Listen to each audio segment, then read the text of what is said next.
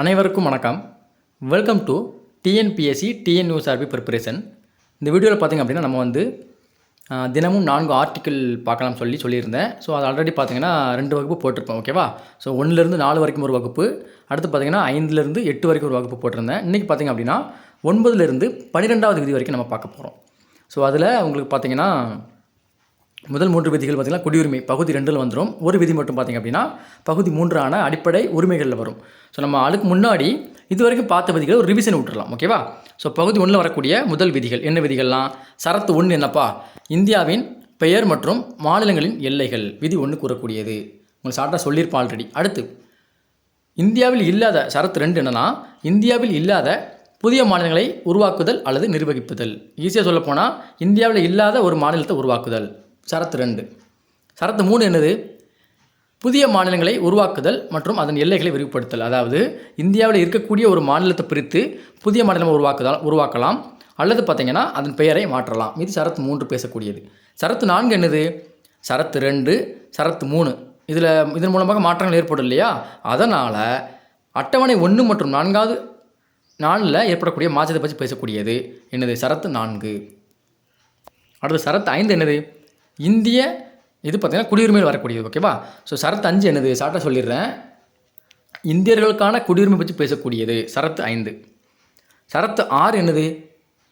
பாகிஸ்தானில் இருந்து இந்தியா வந்தவங்களுக்கான குடியுரிமை பற்றி பேசக்கூடியது, சரத்து 6. சரத்து 7 என்னது? இந்தியாவில் இருந்து பாகிஸ்தான் போயிட்டு அங்கே சாப்பிட, அதாவது உணவு தங்குமிடம் கிடைக்காம மீண்டும் இந்தியா வந்தவர்களுக்கான குடியுரிமை, அதாவது ரீசெட்டில்மெண்ட்டுக்கான விதி தான் என்னது? சரத்து 7. சரத்து 8 என்னது? இந்திய வம்சாவளியினர் அல்லது வெளிநாட்டவர் குடியுரிமையை பெறும் வழிமுறை என்னது? சரத்து 8. இன்றைக்கி நம்ம சரத்து 9லேருந்து பார்க்க போகிறோம். இது ரிவிஷன் விடுவாங்க. நான் ஆர்டிக்கிளை பொறுத்த வரைக்கும் பார்த்திங்க அப்படின்னா ஜிடி கான்ஸ்டபிள் எக்ஸாமாக இருக்கட்டும், குரூப் 4 இருக்கட்டும், குரூப் 2 இருக்கட்டும், வேறு என்ன இருக்குது, ஆனுவல் பிளான் பார்க்கும்போது ஃபாரஸ்ட் கார்டு வாட்சர் அது இருக்கட்டும், நிறைய எக்ஸாம் இருக்குது. ஓகேவா? டிஎன்பிஎஸ்சி நடத்தக்கூடிய எக்ஸாமும், அது போக டிஎன்யூஎஸ்சி நடத்தக்கூடிய போலீஸ் எஸ்ஐ எக்ஸாமாக இருக்கட்டும். சரத்து அப்படிங்கிறது ரொம்ப முக்கியமான ஒன்று. அது மட்டும் இல்லாமல் இந்திய அரசியலமைப்பு அப்படிங்கிறது ரொம்ப முக்கியமான ஒரு பகுதி. ஸோ அதில் தினமும் 4 ஆர்டிக்கல் கொடுக்குறேன். உங்களுக்கு தெளிவான விளக்கத்துடனும் ஈஸியாக மைண்டில் ஏற்றுற மாதிரி நான் உங்களுக்கு கொடுத்துட்றேன். ஓகேவா? நல்ல ரிவிஷன் விட்டாலே போதும்பா. ஆர்டிக்கலை பொறுத்த வரைக்கும் டெய்லி ரிவிஷன் விட்டாலே போதும். நீங்கள் கிட்டத்தட்ட ஒரு 300 ஆர்டிக்கல் நீங்கள் ஈஸியாக படிச்சிடலாம்பா. அதை நான் சொல்ல வரது. ஓகேவா? ஸோ இன்றைக்கி நம்ம 9, 10, 11, 12 இந்த 4 விதியை நம்ம தெளிவாக பார்ப்போம்.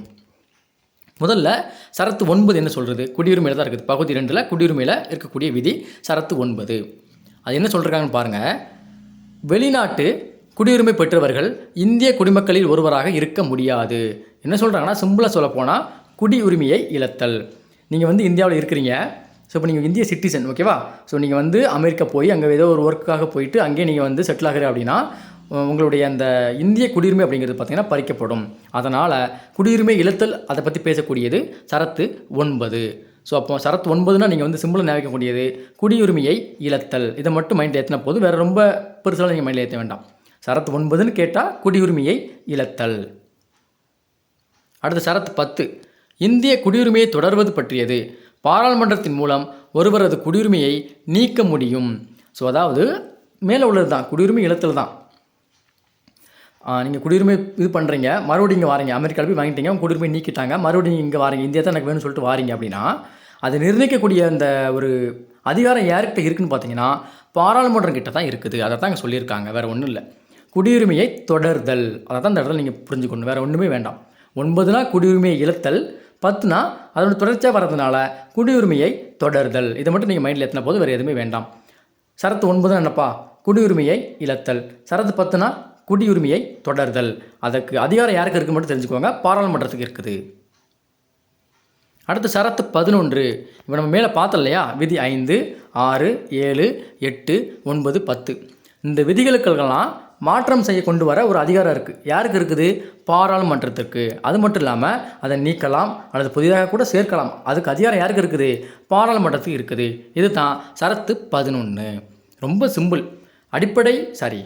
குடியுரிமை பற்றி அந்த விதிகளில் மாற்றம் கொண்டு வர பாராளுமன்றத்திற்கு அதிகாரம் உள்ளது. இது தான் விதி 11 அல்லது சரத்து 11. ஸோ இதோட பார்த்திங்க அப்படின்னா பகுதி 2 குடியுரிமை அப்படிங்கிறது முடியுது. நம்ம டெய்லி 4 விதிகள் சொன்னதுனால ஒரு விதி எக்ஸ்ட்ரா பார்க்க போகிறோம். அது பார்த்திங்கன்னா பகுதி 3லேருந்து வரக்கூடியது அடிப்படை உரிமைகள். ஸோ அடிப்படை உரிமைகளில் ஒரே விதியை நம்ம பார்க்க போகிறோம். என்ன விதின்னு பார்த்தீங்கன்னா விதி 12. ஸோ விதி 12 என்னென்னு பார்த்தீங்கன்னா வரையறை. எதற்கான வரையறை? அரசு என்பதற்கான வரையறை. அரசுன்னு எதெல்லாம் வரையறுக்கிறாங்க தெரியுமா? மாநில அரசு, மத்திய அரசு, அடுத்து உள்ளாட்சி துறைகள். உள்ளாட்சி துறைகளுங்கும் போது உங்களுக்கு நகராட்சி, பேரூராட்சி, ஊராட்சி எல்லாமே உங்களுக்கு வந்துடும். ஓகேவா?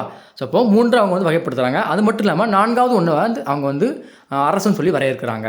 அரசு நிறுவனங்கள்னு சொல்கிறாங்க. என்னலாம்? எல்ஐசி இருக்கு இல்லையா, நம்ம Life Insurance Corporation of India, LIC எடுத்துக்கோங்க. அடுத்து பார்த்திங்கன்னா தேர்தல் ஆணையம், அடுத்து இருக்குது யூபிஎஸ்சி, டிஎன்பிஎஸ்சி, இந்த மாதிரி இருக்கிற அரசு அமைப்புகள். இது எல்லாமே பார்த்திங்கன்னா அரசுன்னு சொல்லி அவங்க வரையறுக்கிறாங்க. ஸோ அப்போ விதி 12 என்னன்னு கேட்டிங்கன்னா அரசு என்பதற்கான வரையறை பற்றி பேசக்கூடியது தான் விதி 12. அவங்க எதெல்லாம் அரசுன்னு சொல்கிறாங்க?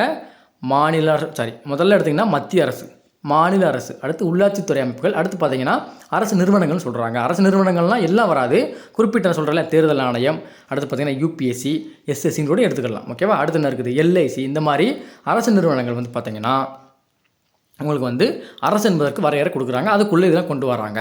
ஸோ இப்போ விதி 12 என்னப்பா? அரசு என்பதற்கான வரையறை. இது மட்டும் நான் வச்சுக்கோங்க. அது என்னன்னு கேட்டால் மத்திய அரசு, மாநில அரசு, உள்ளாட்சித்துறை அமைப்பு. இது மட்டும் நல்லா மைண்டில் வச்சுக்கோங்க. வேறு எதுவும் வேண்டாம். ஓகேவா? ஸோ இன்றைக்கி 4 விதிகள் நம்ம பார்த்தாச்சு.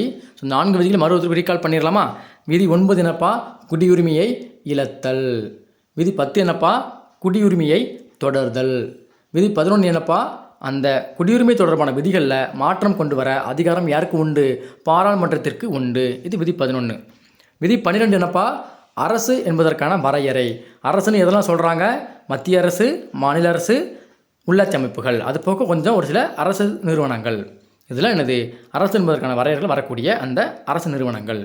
ஸோ இன்னையோட இந்த 4 விதிகள் முடிஞ்சிருச்சு. ஸோ அடுத்து பார்த்திங்கன்னா நம்ம வந்து பகுதி 3 இருக்கக்கூடிய அடிப்படை உரிமைகளை பற்றி டீட்டெயிலாக பேசிட்டு அதுக்கடுத்து 4 விதிகளை பார்க்கணும். ஓகேவா?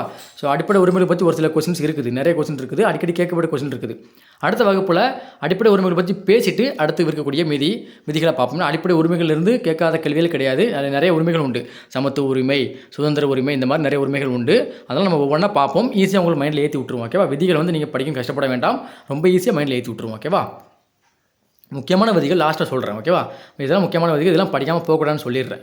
அது மட்டும் இல்லாமல் டிஎன்பிசியாக இருக்கட்டும் அல்லது போலீஸாக இருக்கட்டும், அதில் ப்ரீவியஸ் இயர் என்னென்ன கொஸ்டின் கேட்டாங்க, விதிகள் சார்ந்து என்ன கொஸ்டின் இருக்குது, அடுத்து பாலிட்டி சார்ந்து என்ன கொஸ்டின் கேட்டிருக்காங்க, அது ஒரு ஃபுல்லாக எனக்கு இருக்குது பிடிஎஃப்.